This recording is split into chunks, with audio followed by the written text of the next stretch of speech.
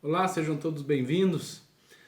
A gente continua aí com os encaminhamentos para a formação do Direito a São Paulo. Neste último sábado tivemos uma reunião aqui em Campinas, sábado à noite, com o pessoal de Sorocaba, veio o Marcelo Rosado de lá, com o pessoal dele, o pessoal aqui de Campinas. Então, os grupos que a gente começou a formar, conversando com as pessoas aí, algumas pessoas chaves que a gente tem nos nossos relacionamentos, a gente se encontrou ali.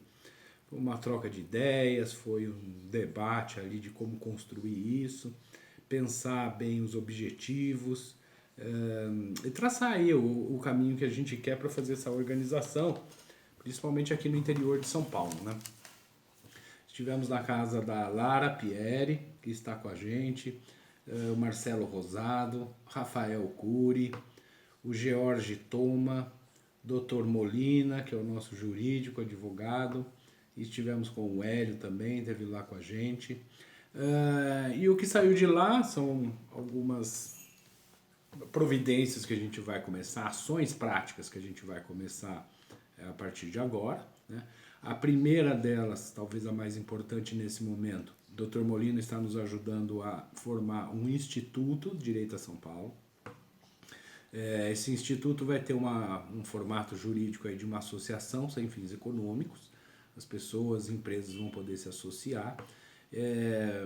Já falo como que vai ser o desenvolvimento disso, como que essa associação vai funcionar, né? A gente tem uma ideia muito firme de continuar com conteúdos dentro do portal Porfírio, conteúdos eletrônicos, né, artigos, aqui no canal. Peço que vocês se inscrevam no canal do Direito a São Paulo. Lá também a gente vai ter bastante conteúdo, lives, entrevistas, enfim, a gente vai começar um engajamento aí de formação de conteúdo relacionado com a direita. Importante também, a gente vai começar aí a elaboração de um jornal impresso, em princípio com 5.000 exemplares, provavelmente a gente consiga mais do que isso já com algumas coisas que a gente está alinhando. Estamos fazendo encontros aí com associações de empresários de outras cidades, enfim, nós estamos agregando uma grande rede aí com alguns objetivos que a gente tem. Então eu queria falar aqui do que a gente chamou dos 3 pilares que na verdade são que vão nortear o direito a São Paulo. Quer dizer, por que a gente está fazendo isso? Quais os objetivos disso?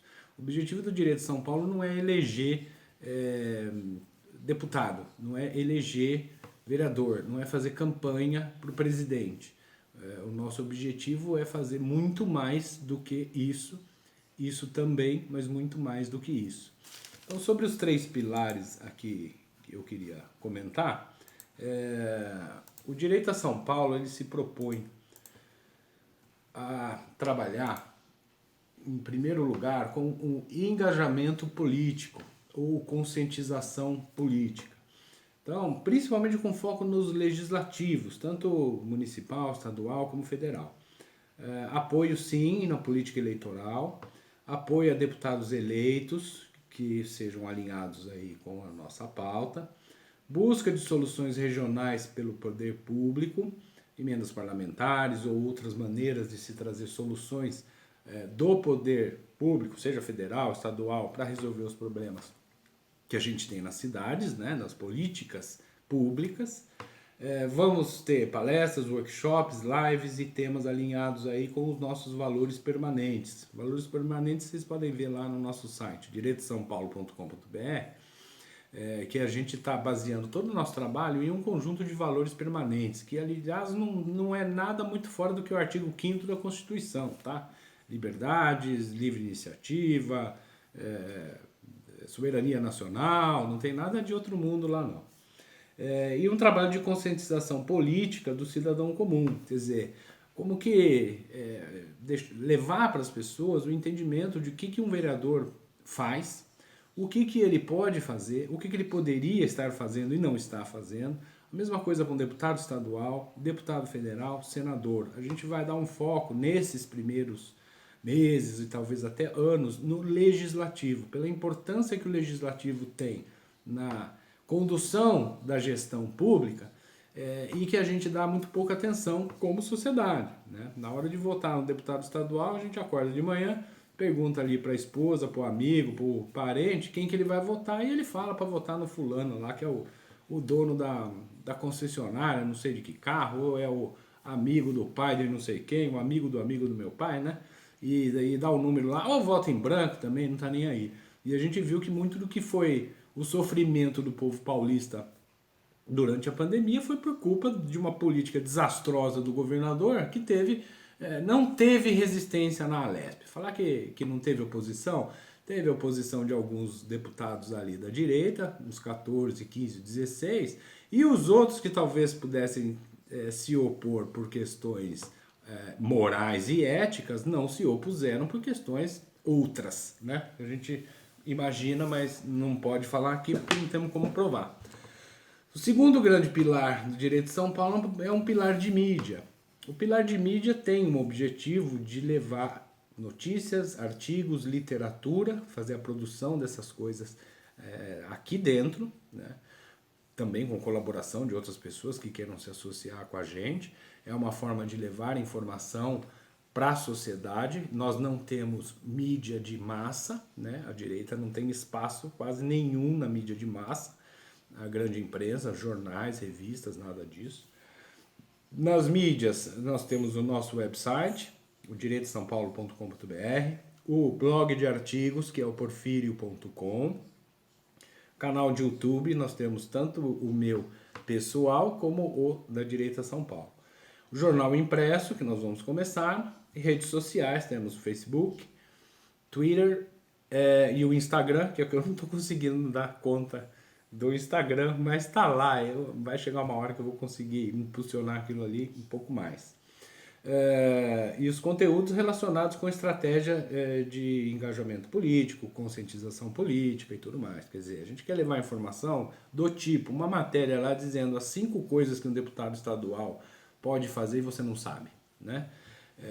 Nesse trabalho do engajamento político e da mídia, a gente também vai fazer um trabalho através do Instituto, a gente ir ao poder público, né? Seja o legislativo, seja o executivo, seja até o judiciário, levar as nossas cobranças das coisas que devem ser feitas. Quer dizer, nós estamos montando uma equipe aqui capaz de pegar o orçamento de uma cidade, olhar e falar que tem coisa errada e colocar isso para ou ser corrigido, ou ser criminalizado, ou ser apurado, ou ser resolvido, né? Então a gente vai atuar fortemente como um polo de cobrança de soluções de trabalho do Poder Legislativo, principalmente. Seja conversando com eles diretamente, seja entrando no Ministério Público e mandando que se faça, sabe? Acabou a palhaçada da classe política, né?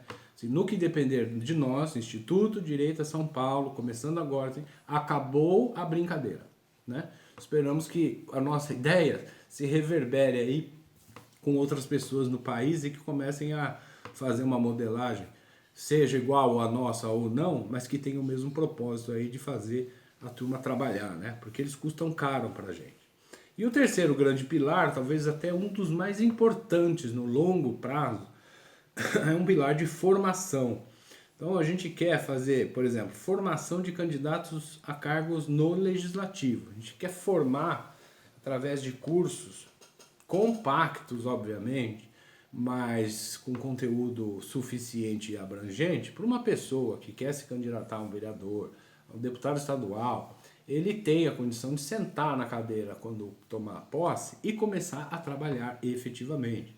O que é a lei de diretriz orçamentária? O que é um requerimento? Como que ele entra com uma proposta de uma legislação? Como que ele barra uma pauta? Como que ele atua para barrar uma lei que ele não está de acordo? Quer dizer, como que é essa atuação dele? A gente vê muita gente que é o político popular, todo mundo vai com a cara, o cara bacana, tal, vota, o cara chega lá, ele vai pegar 3 amigos, 4 amigos dele, de confiança mesmo, para não ter corrupção, não ter nada, põe como assessor, só que no fim das contas nenhum dos 4, 5 lá entende nada do que tem que fazer, né? Então a gente tem que ter um curso de formação dessas pessoas, para que elas cheguem lá minimamente preparadas para atuar e para debater também. Um pouco mais de formação do lado intelectual, no sentido de poder fazer um debate um pouco melhor, mais profundo com quem quer que seja ali no meio de uma discussão, numa sessão plenária, etc. e tal. Vamos formar também profissionais para atuação em assessoria parlamentar. Então são essas pessoas que carregam o mandato de um vereador ou de um deputado no dia a dia, né? Então o deputado quer fazer alguma coisa, são os assessores que vão correr atrás de descobrir como se faz, onde se faz, fazer pesquisa do assunto, entender, ou conversar com a base eleitoral para entender como que é a coisa toda, traz, formata tudo e acaba aparecendo na figura do eleito, né? Do vereador, do deputado, do senador. Mas há um trabalho que tem que ser feito por uma assessoria, né? Por um gabinete mesmo. E profissionais em gestão pública, também que podem ou não estar atrelado com uma pessoa eleita, mas que tenham condições aí de gerir, por exemplo, uma unidade de saúde, qualquer unidade que seja relacionada com gestão pública, né? Por exemplo, um diretor de uma escola pública. Então, a gestão pública, ela tem os seus, como vou dizer, ela tem as suas características que diferenciam da gestão privada. Porque numa empresa, quem manda é o dono. Se der erro, se der problema, quem perde é o dono. Ou são os donos, os sócios, os acionistas, né? Então, o prejuízo normalmente cai na mão do dono. Dessa forma, ele tem o poder de decidir o que vai ser feito ou não. Porque ele vai ter o prejuízo no fim das contas, né? Então, se você parar para pensar desse jeito, nenhuma empresa é democrática, né? Não existe democracia dentro de uma empresa. Se o presidente da empresa precisa diminuir custo e aumentar o preço dos produtos, ele não vai fazer um plebiscito entre os funcionários para ser decidido se isso vai ser aprovado ou não, tá certo? Mas na gestão pública não pode ser assim. Na gestão pública, quem é o dono da escola pública somos nós, é a sociedade. Quem é o dono do posto de saúde somos nós. É o povo que é o dono, né? Então, se alguém dos gestores faz alguma coisa errada, o prejuízo é nosso, do povo, não é dele, né? Porque ele não é o dono do posto de saúde. Então, esses profissionais de gestão pública têm que saber sentar numa cadeira lá e fazer a gestão de qualquer coisa que seja aí do caráter público. Também temos a ideia de fazer cursos complementares aí com o ensino de cidadania na infância, na adolescência, juventude, trazer algumas ideias aí que foram deixadas para trás no sistema de ensino, educação moral e cívica, organização social do povo brasileiro e tudo mais. Quer dizer, das coisas que uma agenda aí que não prima por uma adoração ou pelo menos por uma valorização da pátria, resolveu tirar das escolas. Quer dizer, isso é uma coisa que a gente vai disponibilizar para os pais, mães que quiserem que seus filhos estudem isso. Eu acho interessante. E alguns aprofundamentos em história, filosofia, literatura, ciências políticas e tudo mais. Isso é esse nosso polo de formação que a gente quer levar para as pessoas, e aí sim vai ser um trabalho de longo prazo. Eu acho que o grande propósito do Direito a São Paulo é esse, é realmente a gente levar conscientização política para as pessoas, atuar fortemente na cobrança das ações do legislativo, né?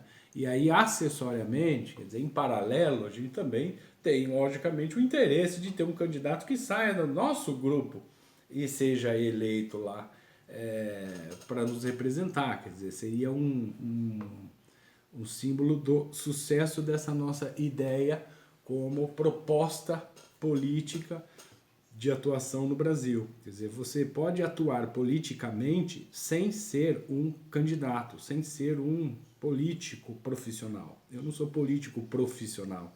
Eu não tenho nem a formação para isso. Esses próprios cursos que a gente vai dar aqui, eu vou ter que fazer, né? Eu vou ter que estudar isso aqui. Quer dizer, a gente vai trazer gente para nos ajudar a formar o curso, mas eu vou ter que estudar junto com eles. E a nossa proposta é que não seja uma pessoa como eu, que não tem conhecimento na gestão pública, que vá assumir um cargo público lá. Por isso que eu já disse desde os primeiros vídeos que eu não sou candidato a absolutamente nada. Eu quero trabalhar na formação disso, dessa coisa de base que a gente está fazendo aqui no Direito a São Paulo. Então, obrigado a todos aí. A gente vai chegando com mais conteúdo, mais informação aí nos próximos dias. E fica atento. Deixa o like aí no vídeo, inscreva-se no canal e compartilhe esse vídeo aí com as pessoas da sua rede, tá bom? Obrigado.